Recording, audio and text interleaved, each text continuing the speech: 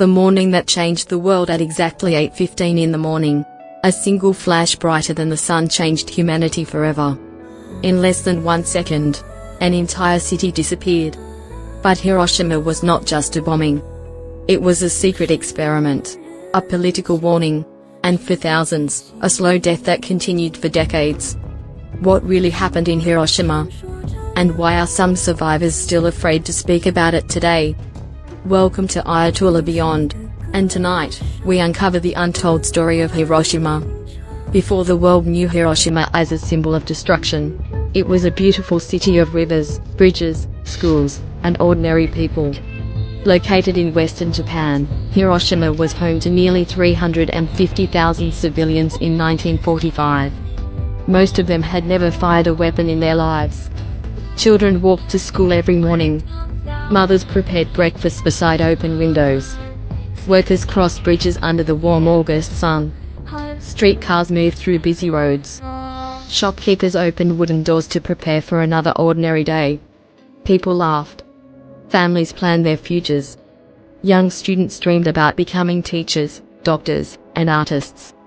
And none of them knew that the deadliest weapon ever created was already on its way.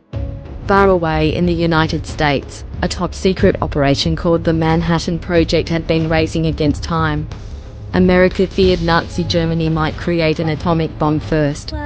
So thousands of scientists secretly gathered in hidden laboratories across America to build a weapon unlike anything humanity had ever imagined.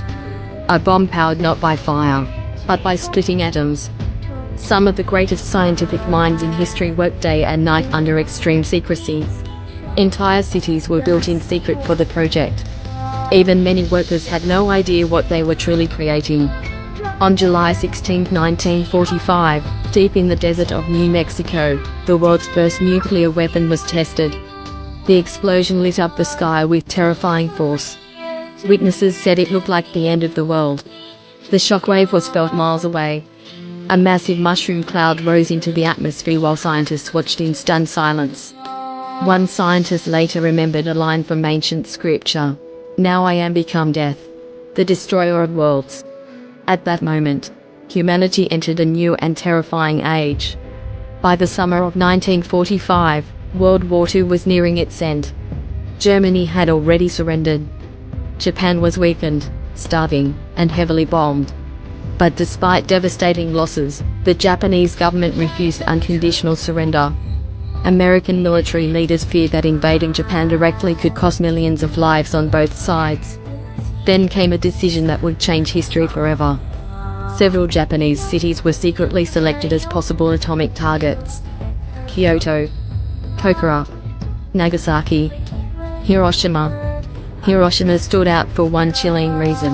It had barely been bombed during the war.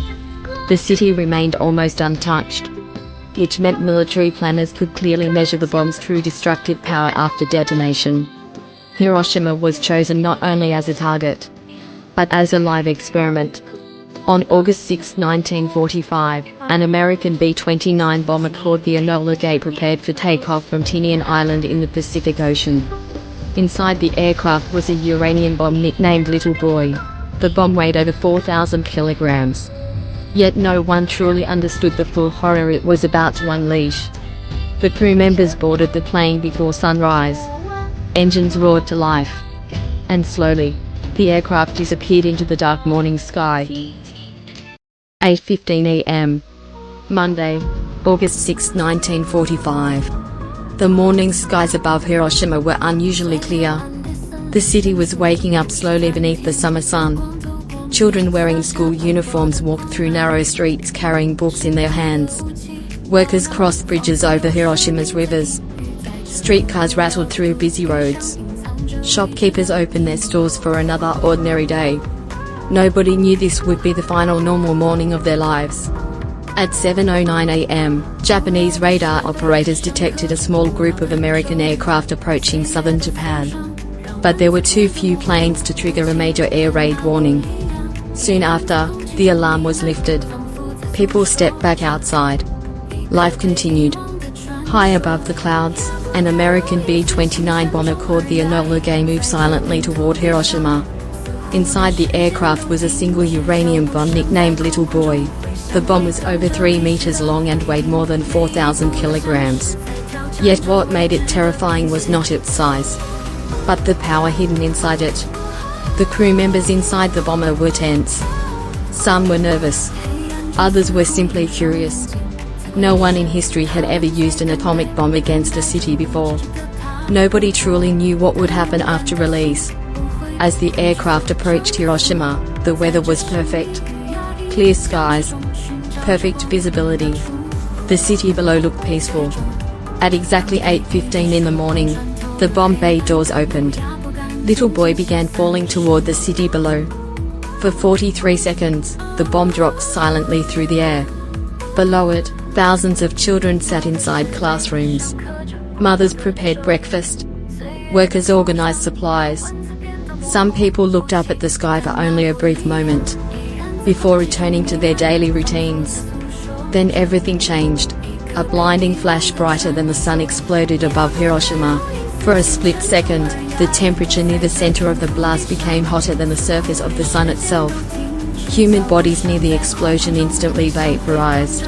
Some people disappeared so completely that only dark shadows remained burned into walls and stone steps. A giant fireball rose over the city. Buildings collapsed instantly. Windows exploded into millions of sharp fragments. Roofs flew into the air like paper. The shockwave moved faster than a hurricane. Concrete cracked. Steel twisted. Entire streets vanished beneath dust and fire. Thousands of people were killed before they even understood what was happening. Children inside schools were crushed beneath collapsing buildings. Families disappeared inside burning homes. People standing outdoors suffered terrible burns as their clothes caught fire instantly. The center of Hiroshima became a landscape of smoke, destruction, and screams. Those who survived the blast wandered through the ruins in complete shock. Many had skin hanging from their bodies.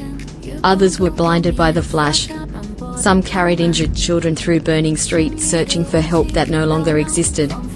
Witnesses later described seeing silent figures moving through black smoke like ghosts. Hair burned away. Faces covered in blood and ash. Bodies blackened by heat. Thousands rushed toward Hiroshima's rivers hoping to escape the flames. But many collapsed from injuries before reaching the water. Others drowned in desperation. And then came the black rain.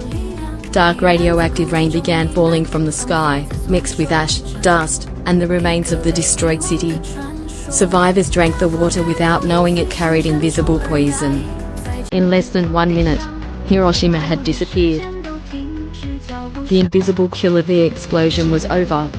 But for the people of Hiroshima, the real nightmare was only beginning. Across the city, survivors crawled through mountains of burning rubble searching for loved ones. Mothers screamed the names of their children. Children searched for parents who would never answer again. The streets were filled with fire, smoke, and silence broken only by cries for help. Many survivors had no idea how badly they were injured. Some people walked for hours with severe burns covering their bodies. Others wandered in shock, unable to recognize the destroyed city around them. Hospitals had collapsed. Doctors and nurses were dead or badly wounded. Medical supplies burned beneath the ruins. There was almost nobody left to help the injured. Thousands gathered near rivers to escape the heat and flames. The water quickly filled with bodies. Some victims were too weak to move. Others died while begging desperately for a single drop of water. One survivor later remembered hearing the same words repeated again and again across the city. Water. Please. Water.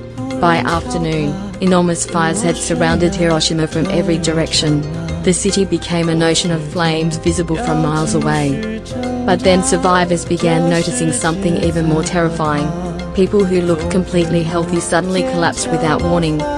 Hair began falling out in large clumps. Their gums started bleeding. Purple burns and dark spots appeared across their skin. Victims became weak, dizzy, and violently sick. Doctors had never seen anything like it before. Nobody understood that an invisible killer had already spread across Hiroshima. Radiation. The atomic bomb had poisoned the city itself. The air. The water. The ground. Even those who survived the explosion were slowly dying from radiation sickness. Inside the human body, radiation silently destroyed cells and organs from within. Victims died days later. Others died weeks later. Some suffered for years before finally losing their lives.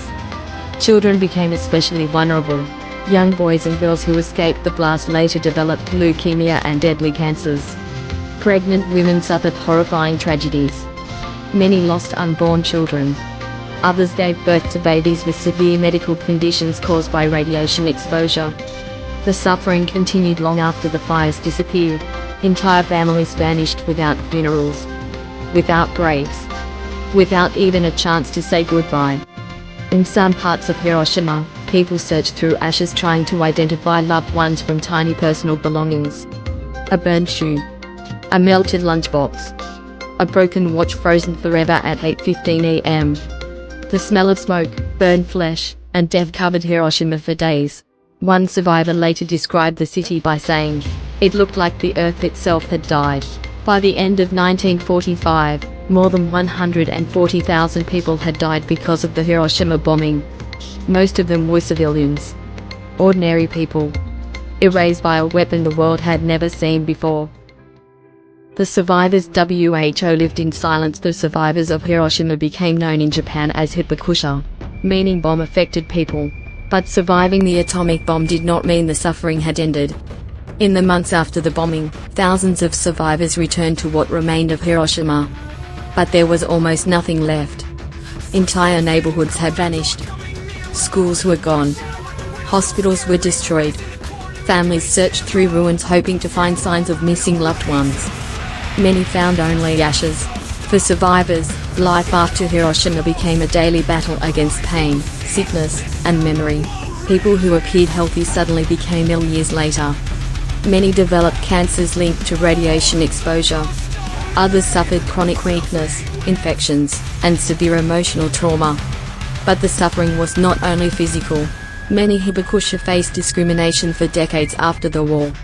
Employers feared they carried unknown diseases. Some companies refused to hire them. Others believed radiation sickness could spread to other people. Some survivors hid their past completely. Young women feared nobody would marry them. Families worried future children might be born with health problems. The atomic bomb had turned survivors into outsiders inside their own country. One woman later remembered how people avoided sitting near her after learning she came from Hiroshima. Another survivor said, "We survived the bomb, but society treated us like we were already dead." For many hibakusha, the memories never faded. Some woke screaming from nightmares. Others refused to speak about the bombing for the rest of their lives. One schoolgirl who survived later described the horrifying scene she witnessed after the blast. She said, "Everyone around me looked like ghosts." She remembered burned people walking silently through smoke with skin hanging from their arms. Some carried dead children in their hands. Others searched desperately for family members among endless fires. Thousands of children became orphans overnight.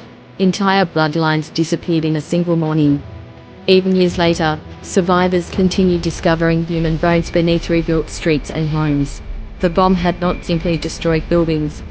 It destroyed memories. It destroyed futures. It destroyed generations. For years after the bombing, many photographs and videos taken inside Hiroshima were hidden from the public. Some footage was classified by military authorities. The world saw only fragments of the true devastation. But survivors remembered everything. One elderly hibakusha later said, "I survived, but part of me remained in Hiroshima forever." Even today, many survivors struggle to speak about what they witnessed on August 6, 1945, because some memories are too painful to relive. And while Hiroshima slowly rebuilt itself from ashes, the scars carried by survivors never truly disappeared. The second bomb and the nuclear age. While Hiroshima burned beneath black smoke, the world still did not fully understand what had happened. Communication with the city had almost completely stopped.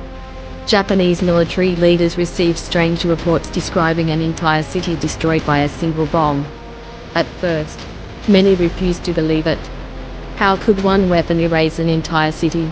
But before Japan could fully understand the horror of Hiroshima, another disaster was already approaching. On August 9, 1945, just 3 days after Hiroshima, another American B-29 bomber appeared over Japan. Its target was the city of Nagasaki.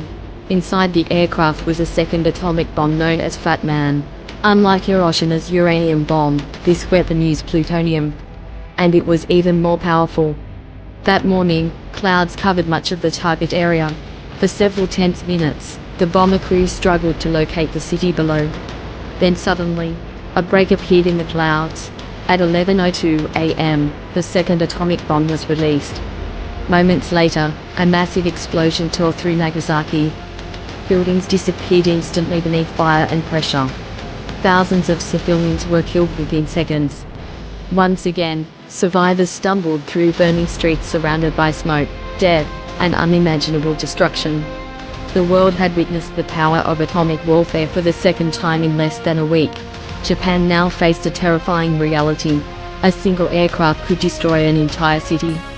On August 15, 1945, Emperor Hirohito addressed the Japanese people by radio for the first time in history. Across Japan, millions gathered silently around radios to hear his voice. For many citizens, it was the first time they had ever heard their emperor speak. Japan officially accepted surrender. World War II was finally over. After 6 years of global conflict, millions were dead. Entire cities had vanished. And humanity had entered a new and terrifying age. The bombing of Hiroshima and Nagasaki changed global politics forever. Nations around the world quickly realized that nuclear weapons could decide the future of war itself. Soon, countries began racing to build atomic bombs of their own. The United States, the Soviet Union, Britain, France, China. A dangerous nuclear arms race had begun. The Cold War transformed the planet into a place living under constant fear. Children practiced nuclear attack drills inside schools. Governments built underground bunkers. Missiles carrying nuclear warheads stood ready every hour of every day. The world came dangerously close to nuclear war many times. And every time, humanity remembered Hiroshima. Today, modern nuclear weapons are hundreds of times more powerful than the bomb dropped in 1945. One modern warhead could destroy an entire city within minutes. And the terrifying truth is this: the world still possesses enough nuclear weapons to destroy civilization many times over. The untold story of Hiroshima. Hiroshima is remembered around the world as the first city destroyed by an atomic bomb. But behind the history books lies a deeper story. A story of silence, pain, and warning. For years after the bombing, many survivors felt abandoned. Some spent the rest of their lives battling illness caused by radiation. Others carried emotional scars too painful to describe. Many photographs and videos recorded after the bombing were hidden from the public for years. Some footage was classified by military authorities. The world saw only fragments of the true devastation. But despite the destruction, despite the suffering, Hiroshima slowly began rebuilding itself. From ashes and ruins, a new city emerged. Roads were rebuilt. Homes returned. Children once again filled schools and playgrounds. Streetcars moved through streets where fire once consumed everything. Today, Hiroshima stands not as a symbol of hatred, but as a symbol of peace. At the center of the city stands the Hiroshima Peace Memorial Dome, one of the few buildings left standing near the explosion. Its broken skeleton remains frozen in time, a permanent reminder of August 6, 1945. Every year, thousands gather at Hiroshima Peace Memorial Park. Candles are lit beside the river. Flowers are placed beneath memorial stones. And bells ring across the city in memory of those who never came home. Survivors who remain alive continue sharing their stories with younger generations, because they fear the world may forget. One elderly survivor once said, "Human beings created this tragedy. Human beings must make sure it never happens again." Hiroshima is not just a story about Japan. It is a warning to all humanity.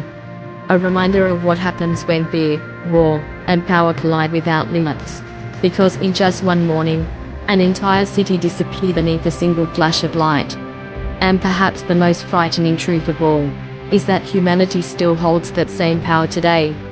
More than 140,000 people died because of the Hiroshima bombing by the end of 1945. Most of them were civilians. Ordinary people, living ordinary lives. Until one morning changed everything forever. If this story moved you, never let history be forgotten. This is Ayatullah Beyond. Thank you for watching. Don't forget to like, comment, and share this documentary, so more people can learn the truth behind Hiroshima.